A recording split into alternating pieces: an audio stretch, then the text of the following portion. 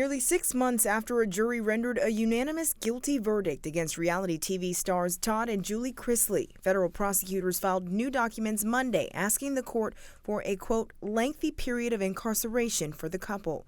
Prosecutors say the Chrisleys engaged in a lengthy conspiracy to defraud community banks out of tens of millions of dollars and want the couple to forfeit nearly $20 million to the U.S. government. Prosecutors say the couple submitted fake documents to banks when applying for loans and used a film production company they controlled to hide income to keep the IRS from collecting unpaid taxes.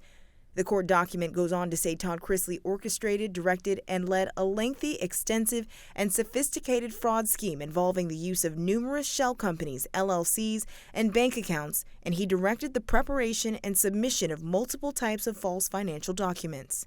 Based on the guilty verdict and the severity of the allegations, federal prosecutors say Todd Chrisley's crimes warrant up to 22 years and recommend up to 13 years for Julie Chrisley.